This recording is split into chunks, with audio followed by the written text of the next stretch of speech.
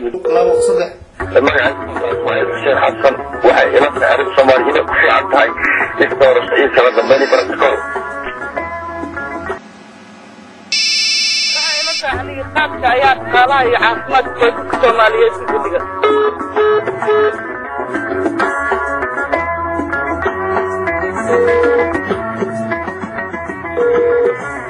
حلقة الصومالية وحو كجرا إن لولا سإلهي كتب ديسا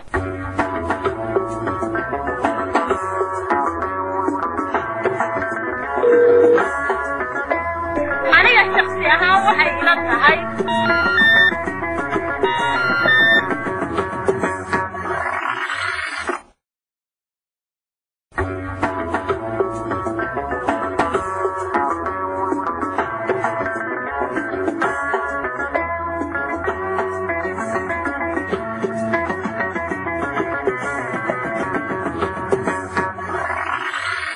waxaan kaloo ku faraxsanahay inaan halkan kula kulmay dhalinyaro ama Soomaalida degan jaaliyada magaalada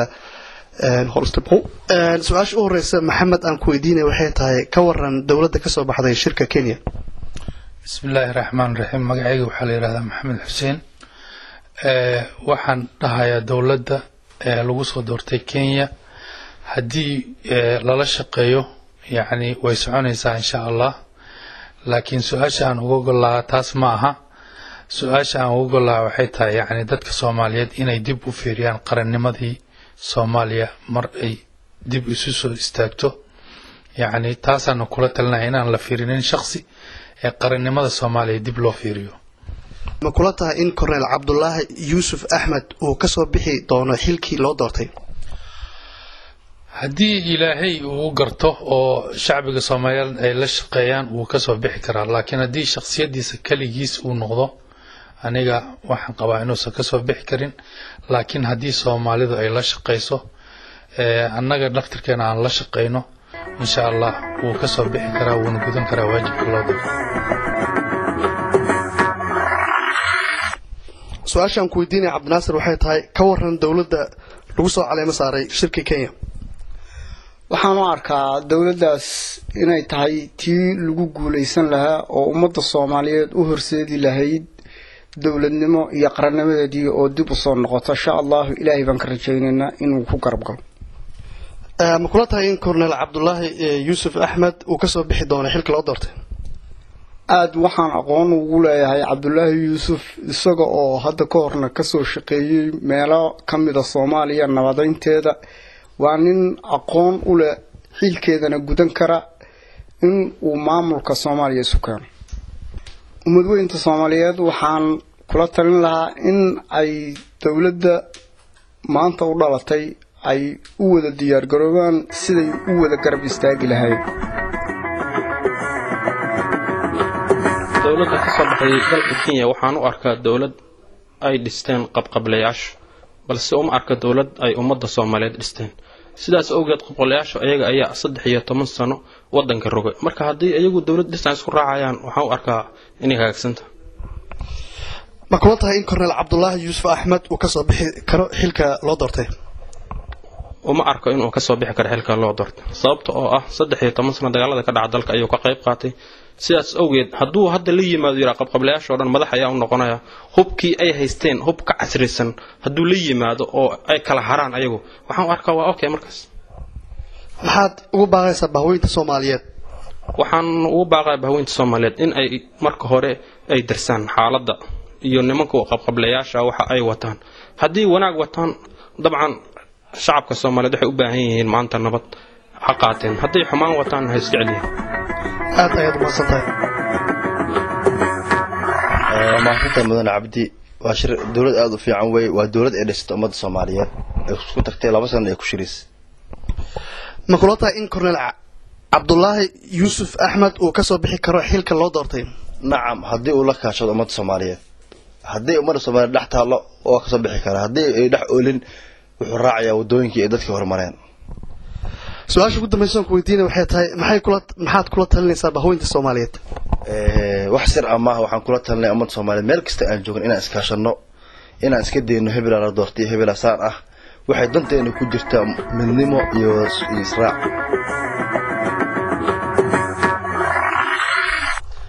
والله بسم الله الرحمن الرحيم والله الدولة كيري وحنوك هذه دولة أي دجالوجياش صو لسان مركا إلهي خير كذا قصين وضوطه تري خير وضوه كنا عبد الله يوسف تدك واحد كبرتين نت دجالوجا ومضى الصومالي والمتقان تهدي ومركو حلكن قاضي وقرتين وبدلوا الدجالوجيا أما وحو كقايبها نمكي دجالوجياش كوجوا وينا هدو بدلوا هؤلاء الدجالوج نمده والله ما ضو حلكسنمو إيه وضنمو وأيقشوا تمركا ووضع كرابيلات su-aasha kale kuweydiina waxay tahay maamulka ka jira Hargeysa ma kula tahay inay la shaqeynayaan dawladdan cusub oo la soo doortay jamhuuriyadda Somaliland waxa weeyaan waxa kula shaqeynayaan wadada dalka weeye dadka walaalaheena Soomaaliyeed waxay wanaagaho taageero hoon u geysan karno waa taageerna laakiin jamhuuriyadda Somaliland waa dawlad Somaliland oo iskeed u madax bannaan sida darteed واحد ما جيسان دوت جمهورية الصومالية وحوي وتاجر صدق كاول عليه هذا الصوماليات محاد كلها ترين لهيد بهوية الصوماليات لا بهوية الصوماليات وحن كلها ترين يا كل وحي كلام كل ضاير كنت دارن وناك جيو سي وضع كل ضاير تقول سلهاين عملنا وضع دولة سلهاين بسم الله الرحمن الرحيم marka hore waxaan u mahadcelinayaa bahda Somali TV qaasatan ninka saaxiibkay leeyahay Cabdiyare magacaygu marka xigta waa Axmed Maxamed Ismaan Axmed Farey dawladda Soomaaliya lagu soo dhisay oo la doortay waxaan u arkaa anigu urur cusub oo urur dagaal hoos soo siyaaday Cabdullaahi Yuusuf xilka loo doortay hadii la shaqeeyo ka soo bixi karaa Soomaalida dhan haday wada shaqeyso nin kasta xilka uu ka soo bixi karaa ila tahay Cabdullaahi Yuusuf hadii la Soomaalida la shaqeyso oo ay taageerto xilka loo doortay uu ka soo bixi karaa ummadda Soomaaliyeed ee muslimka ah waxaan kula tali lahaa inay kitaabkooda Alle u noqdaan xalku meeshii ka raadinayaan kuma jiro wuxuu ku jira kitaabka Alle iyo Quraanka wanaaguna soo ka iman doona in asaga aaminaan kula tali lahaa ka waran dawladda ka soo baxday shirka Kenya بسم الله الرحمن الرحيم هرت انتان سؤال هذا كو جوابين لشان waa bil rabadaan maanta koow ah waxaan inoo rajeynayaa ummadda Soomaaliyeed iyo ummadaha muslimka meel ay joogaanba inay u noqoto bil khayr qabta oo ummadda Ilaahay u dambe dhaafo Ilaahayna uu inoo yasiro soonkeeda iyo rabadaanta aynu soomanahay ajarkeedana Allah ina siiyo dambigeennana uu inoo dhaafo inta ka bacdi haday aan su'aashaadu u soo noqdo anigu ma oranayo dawladda hadda la dhisay laakiin waxaan oranayaa dawladda hadda dhalatay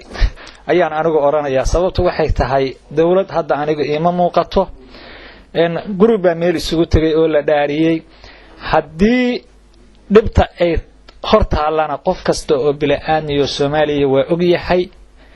wax dawlad la yiraahdo degdeg u muuqan karaan inaanay jirin hase yeeshee haddii dadaal la sameeyo oo ummadda Soomaaliya taageerto nimankan warlordska oo meesha ku dhaartayna iskaashadaan waxa in muuqda wax yar oo tamar daran inay muddo bilaami karaan uguna horeyso xagga nabadgelyada ma kula tahay in Colonel Cabdullaahi Yuusuf Axmed uu ka soo bixi karo xilka loo doortay malahayga gaaban waxa qarsoon iyo waxa muuqda Ilaahay baa og haddii uu noqdo nin muujiya wixii loo xil saaray ummadda Soomaaliyeedna la tashada waxaan filayaa xilkaas shakhsi qori inaanu qaadi karin hadduu ummadda dhex dhigo la kaashado dabeedna xilkaas inay ummadda Soomaaliyeed wada qaadi karto laakiin ma qabo anigu qof qura xil qaadi karo bismillaahi raxmaani raxiim ma ana magacayga leeyahay Cabdullaahi Tahliil Jimcaale waxaan marka hore u mahadcelinayaa bahda Somali Media kuwaas isku taxallujiyay inay dadweynaha Soomaaliyeed ee banaanka degan ay yaani ka qaadaan fikradooda sida ay la tahay haddaan u soo laabto su'aasha aad weydiisay